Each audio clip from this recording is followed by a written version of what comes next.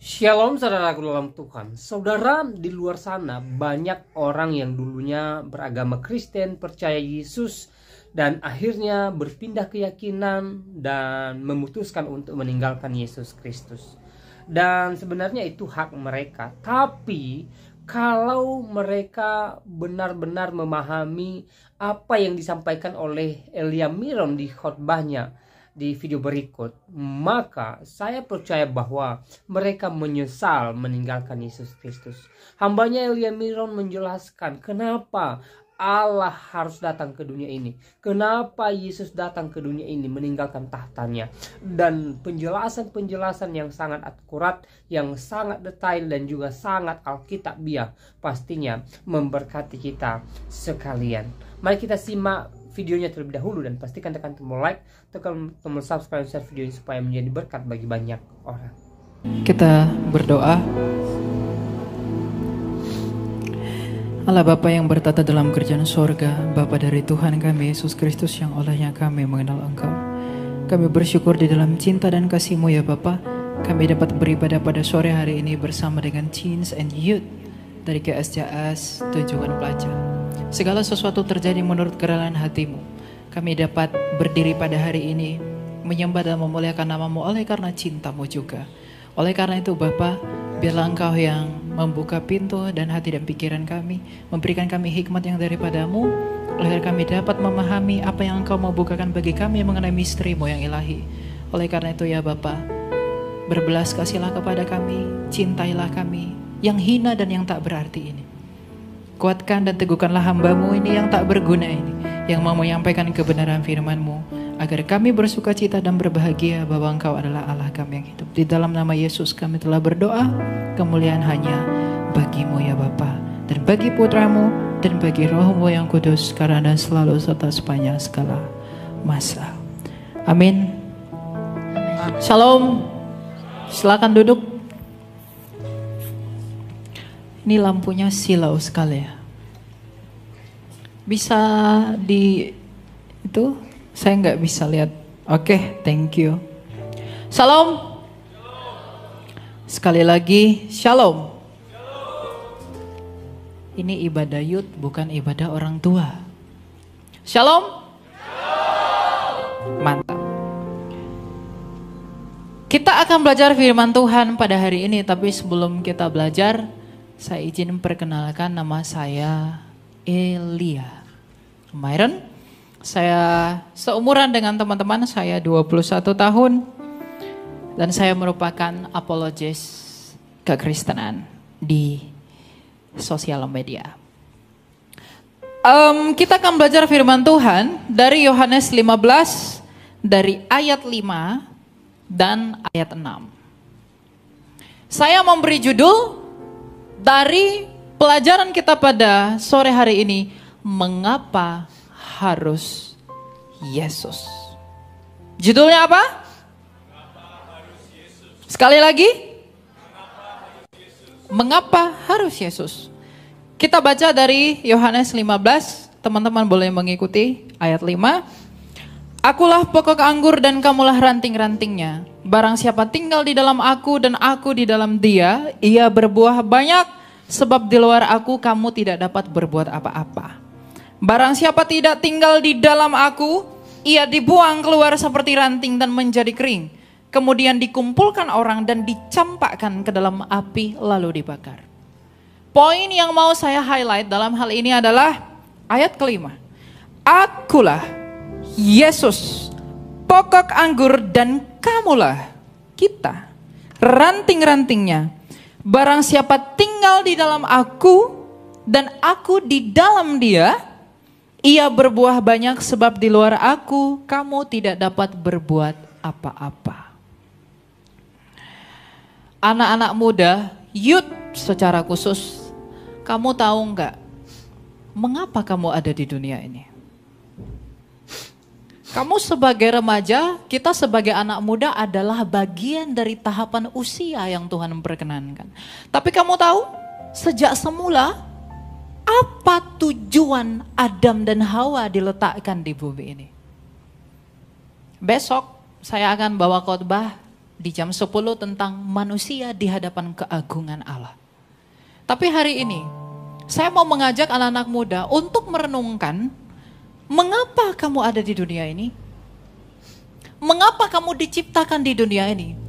Pernah enggak kalian berpikir atau bertanya, kenapa aku ada di dunia ini? Tuhan menciptakan kita sejak semula. Di dalam Kejadian 1 ayat 26 dikatakan, kita menciptakan manusia menurut gambar dan rupa kita. Tapi di ayat 28 dikatakan, beranak cuculah dan penuhilah seluruh bumi. Artinya kita, manusia, nenek moyang kita, Adam dan Hawa, itu diciptakan untuk memenuhi bumi, untuk hidup yang kekal. Tetapi untuk hidup yang kekal itu harus butuh ujian. Ujiannya apa? Pohon pengetahuan. Tuhan bilang sama Adam, jangan engkau makan buah itu, kalau kamu makan kamu akan mati.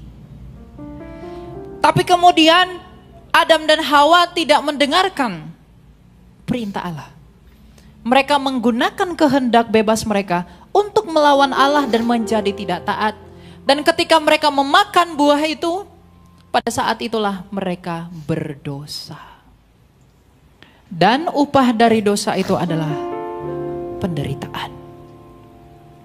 Anak-anak muda pasti berjuang, saya pengen sukses, saya pengen jadi kaya, saya pengen jadi anak yang berbakti buat orang tua.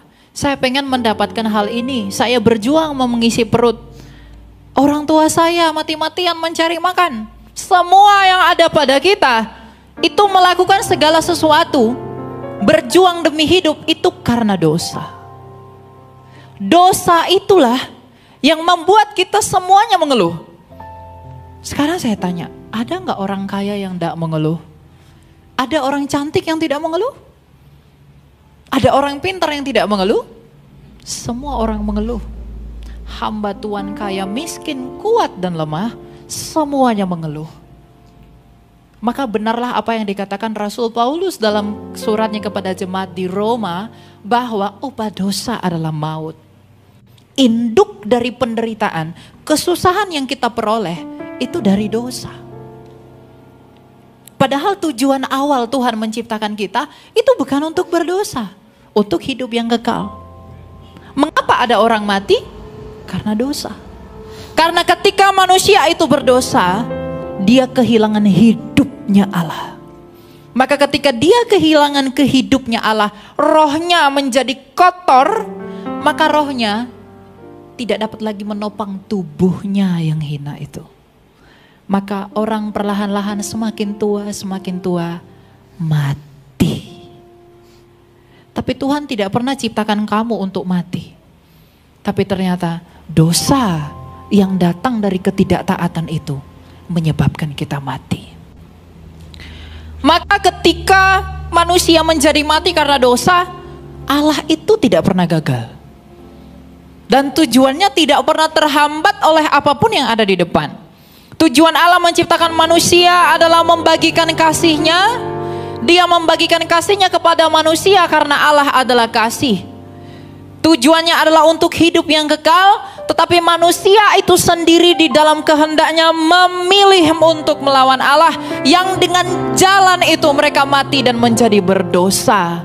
Maka oleh karena kasih-Nya Allah di dalam Injil yang sama, Yohanes 3 ayat 16 dikatakan, karena begitu besar kasih Allah akan dunia ini, sehingga Ia mengaruniakan anaknya yang agar setiap orang yang percaya kepadanya tidak binasa, melainkan beroleh hidup yang kekal. Kenapa hidup yang kekal itu hanya ada di dalam Yesus? Mengapa hidup yang kekal itu hanya ada di dalam anak Allah yang disebut Kristus? Karena apa? Satu hal. Karena Dia telah mati bersama kamu. Dan Dia tidak hanya mati, Dia keluar dari kematian itu, bangkit pada hari ketiga, dan kemudian duduk di sebelah kanan Allah. Tidak ada berita yang lebih agung selain daripada kebangkitan Kristus. Kita semua mati bukan? Kalau kita semua akan mati, maka jika engkau mau memperoleh hidup, maka percayalah kepada Dia yang telah mati, namun hidup kembali. Karena jikalau Ia sendiri bisa menghidupkan dirinya dari kematian, maka Ia pun bisa melakukan hal yang sama buat kamu.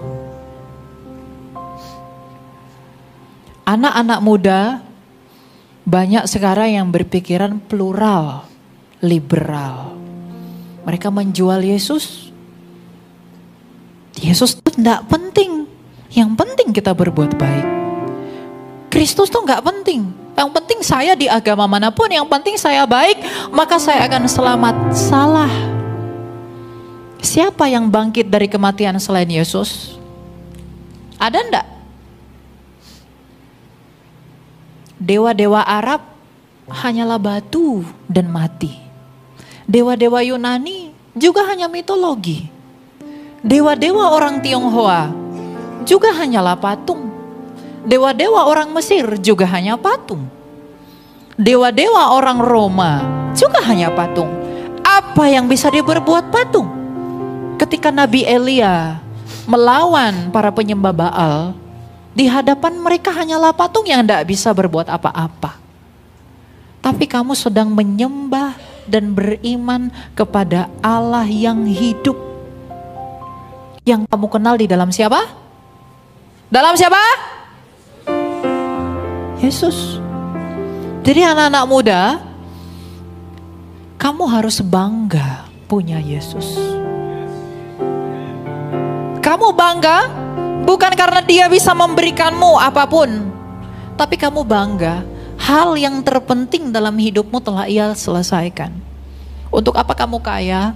Untuk apa kamu punya semua hal, tapi kamu mati dan binasa? Untuk apa kamu mengejar cita-citamu setinggi langit, tapi ketika kamu mati saat itu juga, jiwamu ditawan oleh maut? Jadi jangan ada yang berpikir bahwa di luar Yesus aku bisa melakukan sesuatu. No, Tuhan Yesus bilang, di luar aku kamu gak bisa berbuat apa-apa. Kalau kamu menderita, kalau kamu kesakitan, itu adalah bukti bahwa dosa itu menimpa semua orang.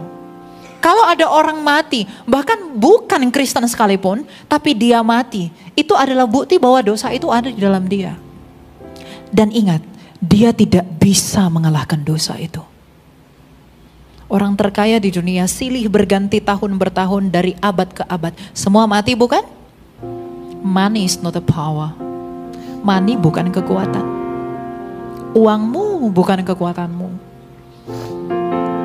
Title, jabatanmu bukan kekuatanmu. Untuk itulah mengapa Kristus yang harus mati datang di tempat yang hina. Agar kamu mengerti kerendahan hati Allah. Jadi teens and youth di GSJS ini, kamu harus setia di dalam imanmu kepada Kristus. Karena kamu gak bisa temukan yang seperti itu di tempat lain. Jangan katakan di luar Yesus ada hidup yang kekal, di luar Yesus ada keselamatan. Gak apa-apa, pacarku cantik, pacarku ganteng, aku ikut dia aja, aku menjual Yesus. No. Itu pekerjaan setan. Kalau kamu percaya kepada yang di luar Kristus, yang di luar Yesus, kamu gak akan bisa berbuat apa-apa. Mungkin di dalam hatimu kamu tertawa, tapi kalau kamu tertawa oleh karena firman yang menghidupimu, kamu melecehkan dia.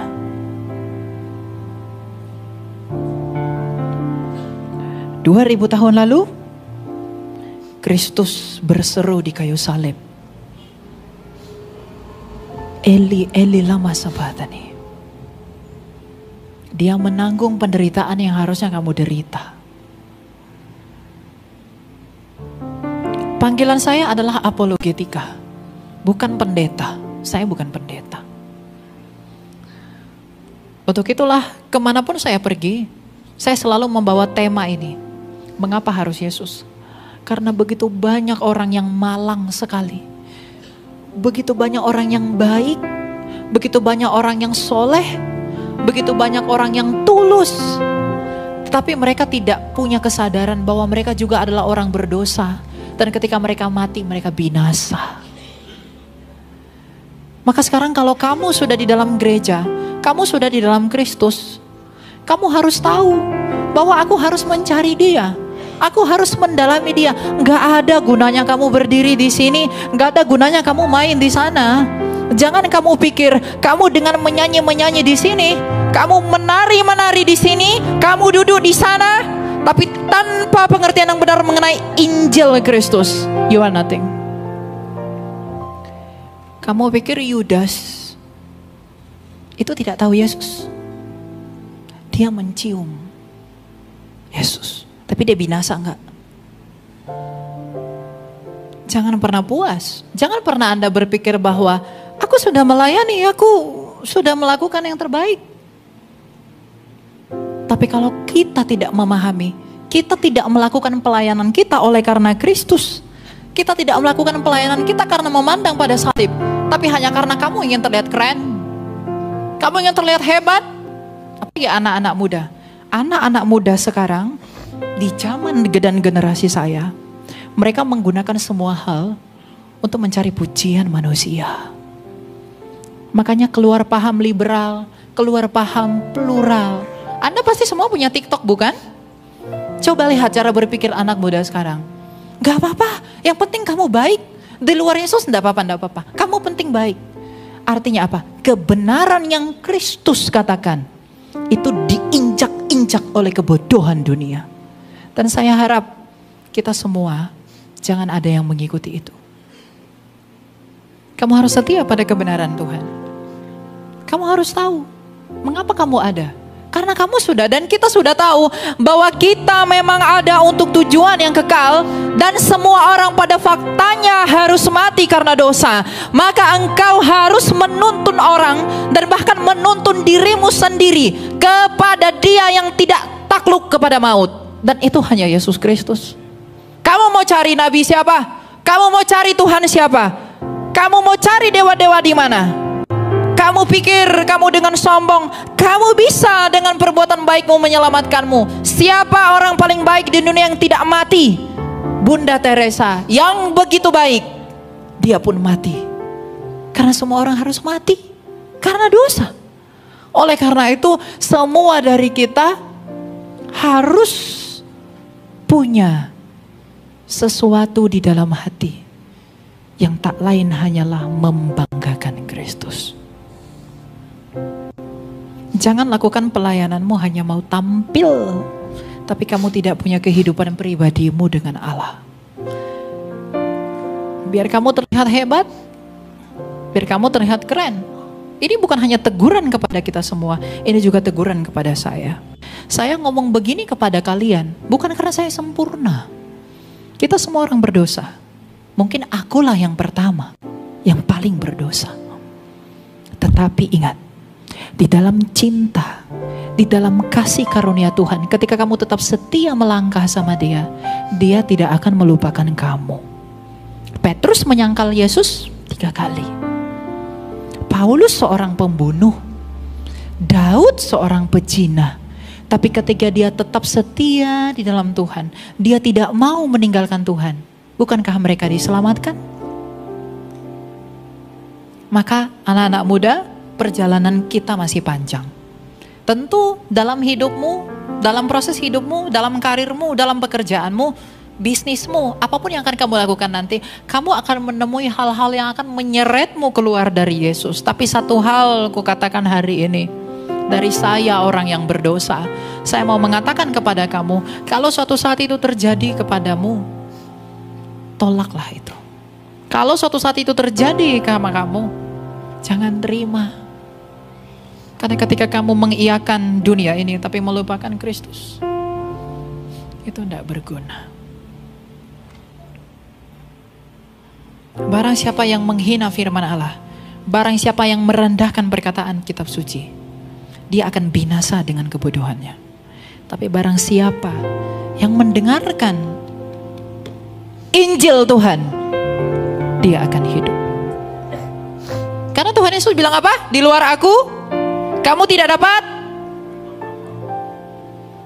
Kalau kamu tinggal di dalam aku, dan firman-Ku tinggal di dalam kamu, mintalah apa saja yang kamu kehendaki, kamu akan menerimanya. Kalau kamu tulus, kalau kamu setia di dalam Kristus, di dalam Tuhan, kamu akan memperoleh apapun yang kamu mau. Bukan tentang uang, no, kedamaian. Makanya doa Rasul Paulus apa? Damai yang sejahtera yang daripada Bapa, itulah yang menghinggapi kamu. Kebahagiaan itu bukan hal bendawi, kebahagiaan itu status batin.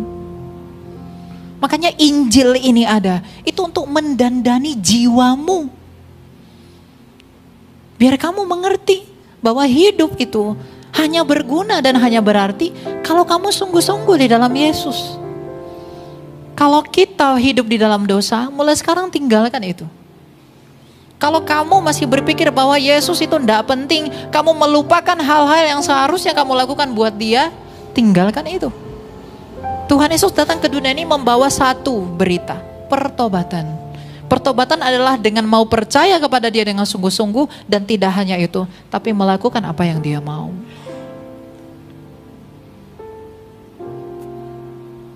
Khotbah saya memang tidak menyenangkan telinga, tapi Tuhan berkata, barang siapa yang kukasihi, ia kuhajar dan kutegur. Saya mengatakan ini bukan karena saya benci kalian. Saya nggak tahu kalian siapa. Tapi saya mengatakan ini agar Tuhan mengingat nama kita semua dalam kerajaannya. Ketika Ia datang sebagai Raja. Nabi Yeremia memperingatkan semua dari kita harus bermegah, kita harus berbangga. Karena kita mengenal Allah yang penuh belas kasih, keadilan, dan kebenaran. Jadi kalau orang bermegah karena kekayaannya, karena kekuatannya, karena kebijaksanaannya, oh enggak, papa saya ini, mama saya begini, saya lebih hebat dari kamu. Lalu kamu mengandalkan itu semua. Betapa malangnya jiwamu.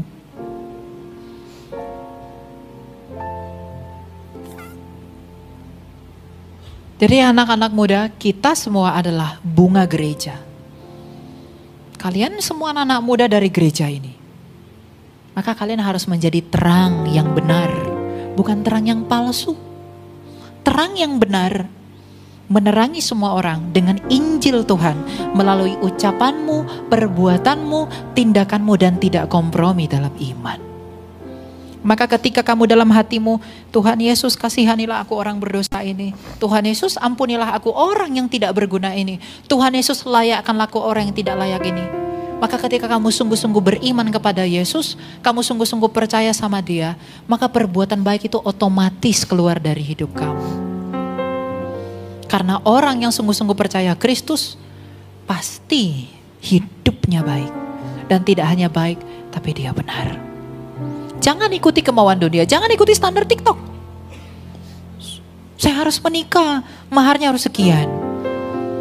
Saya punya pacar minimal begini-begini. Saya ada tonton TikTok, itu cici-cici pik katanya. Kalian tonton gak itu? Mobilnya begini, aku gak mau. Oh masa sih kerjanya begini? Itu konten memang bercanda, tapi cara gak langsung itu merasuki hidupmu. Hal-hal seperti itu tidak penting. Tapi kalau kamu menghidupi ini, kamu mendalami ini, kamu hidup.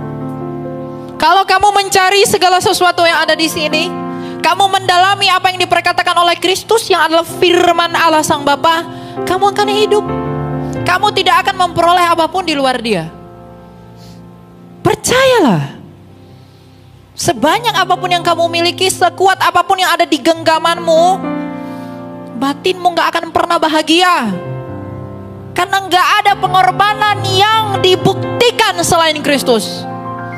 Tapi kalau kamu membayangkan betapa dalam pengorbanannya Dia, kamu akan menangis kalau kamu punya hati nurani.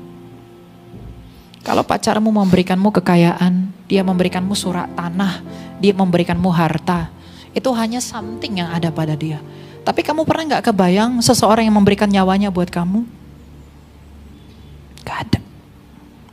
Dan yang memberikan nyawanya buat kamu bukan orang berdosa, orang yang tak berdosa. Nabi Yesaya berkata apa?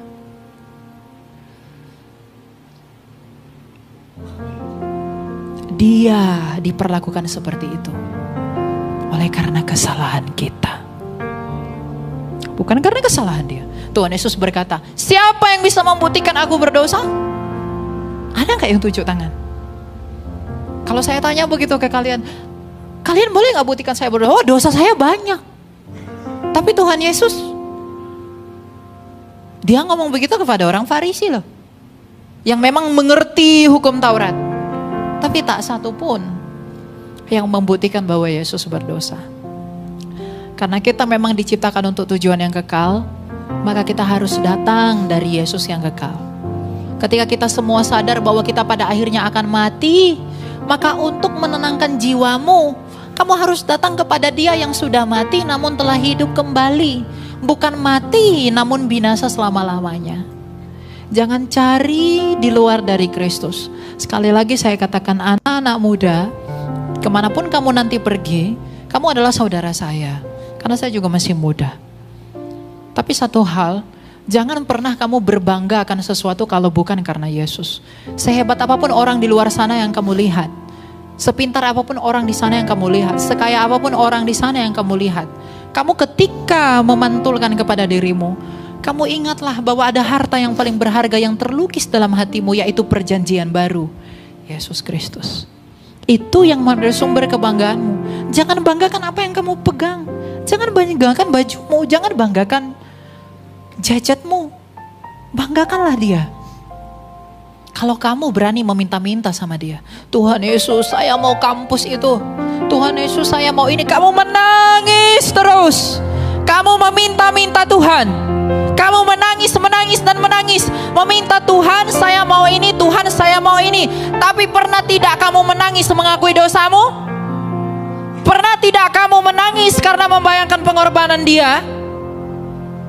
Pernah tidak kamu menangis betapa kejinya perbuatan orang kepada Dia yang tidak berdosa itu? Kamu menangis meminta-minta, kamu menangis memohon-mohon, tapi kamu tidak pernah menangis membayangkan pengorbanannya. Kamu tak pernah menangis karena mengakui dosamu di hadapan Tuhan. Kamu berani meminta-minta kepada Dia, tapi kamu tak berani memuji-muji Dia.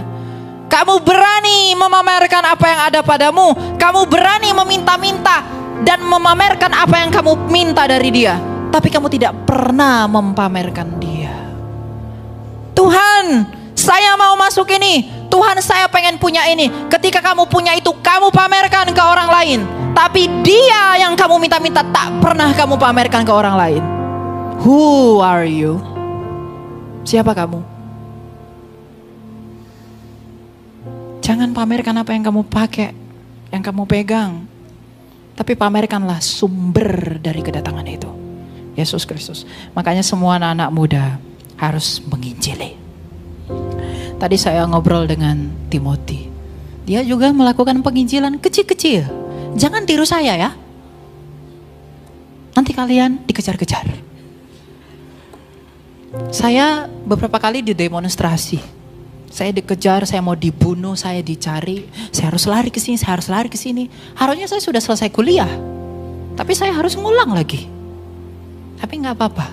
Saya nggak bilang, saya tidak sedang merasuki kalian untuk menjadi seperti saya. Tidak. Karena itu semua tergantung panggilan. Kalau kalian mau jadi pebisnis, kalian mau jadi dokter, kalian mau jadi pekerja, kalian mau jadi perawat, mau jadi apapun, silahkan lakukan itu. Tapi ingat, dalam perjalananmu, tanamkan sesuatu dalam hatimu, bahwa Yesuslah kekayaanku. Tanamkan sesuatu di dalam hatimu, aku gak mau meninggalkan Yesus. Dia sudah memberkatimu sepanjang ini. Dia sudah menuntunmu datang ke tempat ini. Jangan tinggalkan Dia. Kalau kamu berani meminta-minta sama Dia, kenapa kamu tidak berani memamerkan namanya? Kamu malu memberitakan Yesus karena kamu takut kehilangan temanmu. Apakah lebih penting persahabatan dengan dunia daripada persahabatan dengan Allah? Kamu muda, tapi semangatmu kok tua. berani ngomongin, wah pacarku cantik sekali, waduh. Pacarku ganteng sekali. Kita naikin ini. Tapi pernah nggak kamu bangga, saking bangganya kamu kepada Yesus, kamu pamerkan dia di sosial mediamu? Saya tidak menghakimi kamu, saya hanya mengingatkan kamu. Saya nggak punya kuasa menghakimi. Saya hanya mengingatkan kamu. Kamu cinta nggak sih sama Tuhan? Cinta nggak kamu sama pengorbanannya? Sadar nggak kamu apa yang udah dilakukan untuk kamu? Kalau belum sadar, sadarlah. Kalau sudah sadar, konsisten. Agar kamu mati di dalam Kristus dan mengatakan apa yang dikatakan Rasul Paulus. Apa yang diperkatakan Rasul Paulus? Hidup adalah Kristus dan mati adalah. Tapi jangan lupa, Rasul yang sama mengatakan, ujilah dirimu. Ujilah dirimu, apakah segala sesuatu yang kamu lakukan sudah cukup membuatmu yakin bahwa engkau adalah orang-orang yang diselamatkan? Apakah itu sudah membuatmu puas atau merasa percaya diri bahwa engkau adalah orang-orang yang berkenan di hadapan Allah? Uji dirimu. Anak-anak muda harus berjalan menjadi dewasa. Orang dewasa harus mulai berjalan untuk memperhatikan anak-anak muda. Makanya kekristenan itu berdiri atas dasar kasih. Kalau ada orang berdosa datang ke tempat ini, jangan kamu tolak. Kamu harus menerima mereka. Karena orang yang sudah Kristen pun belum tentu sungguh-sungguh percaya. Matius 7 ayat 21. Tuhan Yesus berkata apa? Akan banyak di hari akhir yang akan berkata, Tuhan, Tuhan. Tapi Tuhan Yesus berkata, pergilah engkau. Aku tidak mengenalmu. Kenapa dia tidak mengenal kita? Karena kamu tidak melakukan apa yang dia mau. Yang dia mau itu adalah wartakan namanya melalui buah-buah hidupmu. Makanya tadi dalam Yohanes 15 itu Tuhan Yesus berkata apa? Barang siapa yang tinggal di dalam aku, ia akan berbuah lebat. Dia akan mengasihi semua orang. Dia akan mengasihi Allah dengan memberitakan nama Allah yang agung itu. Dia akan mengasihi manusia dengan menginjili teman-temannya. Kalau kamu begitu mencintai Tuhan, kamu mencintai pengorbanan Yesus Kristus Tuhan kita, kamu akan sampai di titik di mana ketika kamu melihat orang belum percaya Yesus, kamu akan sangat sedih. Jadi kalau kamu melihat orang yang tidak percaya Yesus biasa-biasa saja, di manakah kasihmu?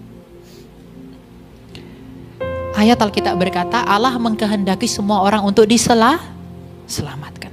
Jadi kalau ada orang yang belum diselamatkan, yang belum mau percaya kepada Yesus, dan kamu membiarkan itu, di manakah kasihmu? Oh, saya udah kasih dia 2 bungkus nasi padang. Saya udah kasih dia sejumlah uang. Apakah itu dapat menolong jiwanya? Jadi anak-anak muda ini banyak nih. Kalau semua anak-anak muda ini nanti akan pergi ke sana kemari dan mereka pasti menginjili, dan mereka menginjili dan kalian menginjili. Waduh, nama Tuhan itu sangat dimuliakan. Jadi semua orang tahu bahwa segala sesuatu yang ada di dunia ini hanyalah kesia-siaan, segala sesuatu tidak berguna, segala sesuatu tidak ada artinya kalau di luar dari Kristus. Tidak ada ranting yang bisa menghasilkan apel kalau dia di luar pokok apel. Tidak ada ranting pokok anggur yang bisa berbuah kalau dia tidak menempel pada rantingnya, pada pokoknya. Tuhan Yesus berkata apa? Akulah pokok itu. Kalau kamu di dalam aku, kalau kamu Elia di dalam aku, kalau kamu Timothy di dalam aku, atau siapapun kalian, kalau kamu di dalam aku, kamu pasti berbuah. Berbuahnya itu lebat. Dan buah itu bukan kamu yang nikmatin. Ketika anggur berbuah, buah anggur itu dinikmatin oleh siapa? Orang. Maka buah-buah hidupmu harusnya dinikmati oleh orang lain yang belum mengenal Kristus. Maka ketika kamu percaya, sungguh-sungguh percaya kepada Dia, kamu akan berbuah kemanapun kamu pergi, kamu mewartakan namanya. Hidup dalam kekudusan, hidup dalam kebenaran, hidup di dalam kerendahan hati. Ajarkan orang untuk rendah hati, dan kamu pun harus rendah hati. Satu kunci yang paling penting agar kamu sungguh-sungguh percaya kepada Yesus adalah rendah hati. Karena dosa pertama kali timbul dari kesombongan, maka kamu harus melawan itu dengan kerendahan hati. Iblis lebih pintar dari saya. Dia lebih kuat dari saya. Tapi dia tidak rendah hati. Maka kita harus berusaha untuk rendah hati. Saya nggak mengatakan saya rendah hati. Tapi kita harus berusaha untuk jadi rendah hati. Karena tanpa kerendahan hati, tak seorang pun yang bisa menyambut kerendahan hati Allah. Karena Allah itu adalah Allah yang rendah hati. Makanya Dia datang di tempat makannya domba.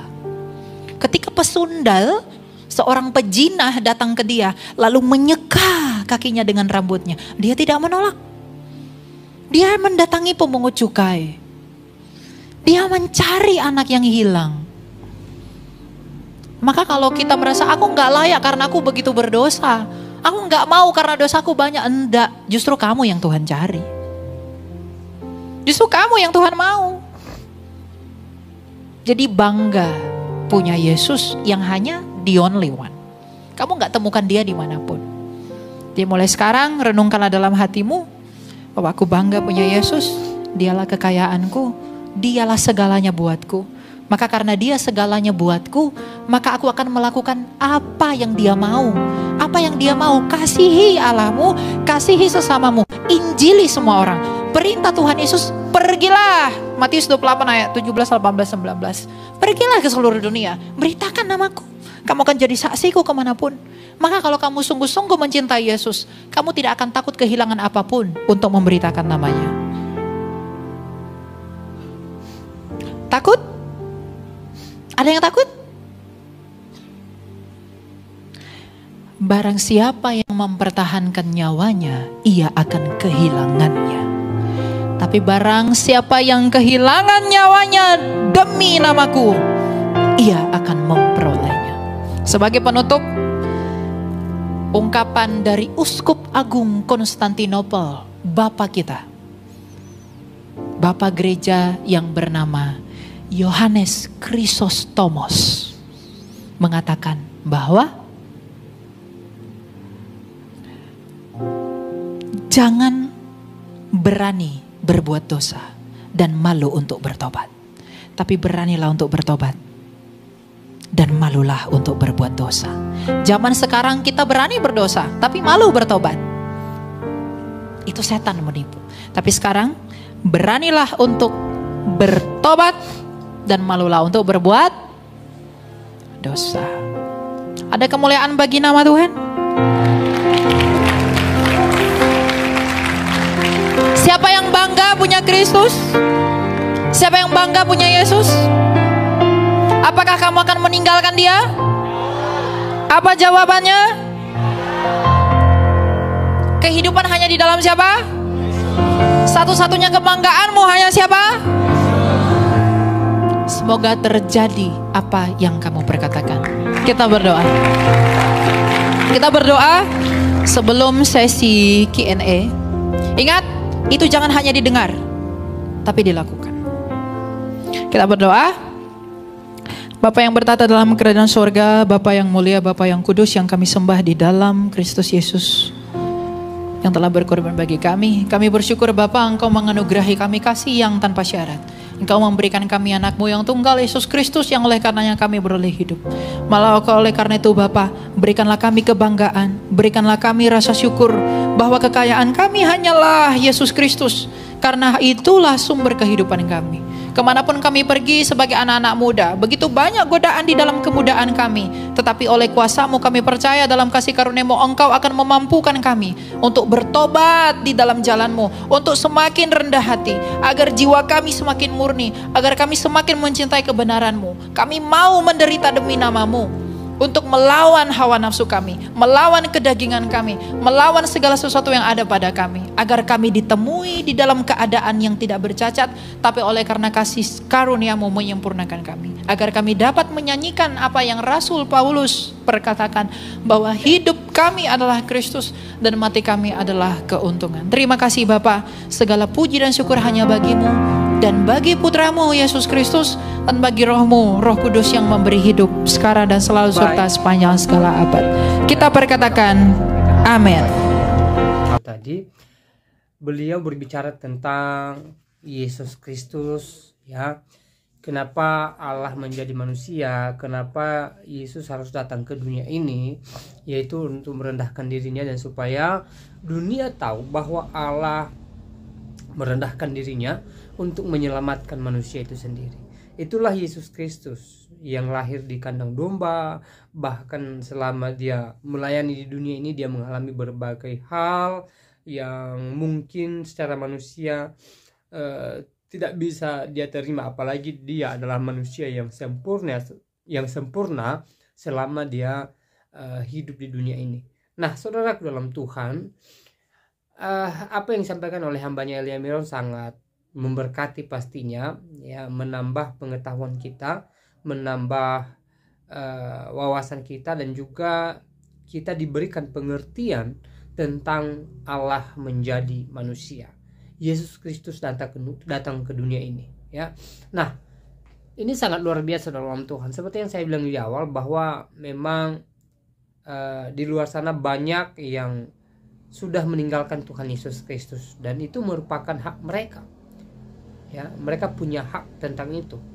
Tapi kalau mereka benar-benar memahami apa yang barusan dijelaskan oleh Elia Mirono, maka saya percaya bahwa mereka mengerti siapa Yesus Kristus. Mereka mengerti bahwa begitu besar kasih Allah kan dunia ini, begitu besar kasih Tuhan dalam kehidupan mereka, sehingga dia datang ke dunia ini, ya, dia meninggalkan tahtanya, ya. Dan ketika dia datang ke dunia ini juga, berkali-kali dia menunjukkan diri sebagai yang ilahi. Berkali-kali dia menunjukkan diri sebagai Tuhan yang berkuasa, yang mampu melakukan segala keajaiban, dan juga berhak atas sorga, ya. Nah, saudara ulang Tuhan, seperti apa tanggapan saudara setelah mendengarkan apa yang barusan dijelaskan oleh hambanya Elia Miron? Silahkan tulis tanggapan saudara di kolom komentar. Tuliskan tanggapan yang baik, yang positif, terutama tanggapan dan komentar yang memuji memuliakan nama Tuhan, dan juga tanggapan dan komentar yang memberkati kita sekalian. Dan semoga hari-hari ini iman kita semakin teguh di dalam Tuhan Yesus. Apapun yang kita alami hari-hari ini, mari kita bersuka cita, mari kita tetap mengandalkan Tuhan, dan mari kita tetap percaya bahwa Tuhan senantiasa ada bagi kita, khususnya kita yang senantiasa berserah kepadanya. Hal yang terpenting adalah hidup kita yang senantiasa berserah kepada Tuhan dan percaya akan kuasa Tuhan, ya, nyata dalam setiap kehidupan kita, ya. Untuk itu mari kita tetap merendahkan diri di hadapan Tuhan, dan juga mari kita tetap beriman kepada Tuhan Yesus Kristus, ya. Nah, saudara dalam Tuhan, saya tidak terlalu panjang lebar menyampaikan pesan melalui video ini. Semoga video singkat ini memberkati kita, dan Tuhan Yesus memberkati kita sekalian. Shalom.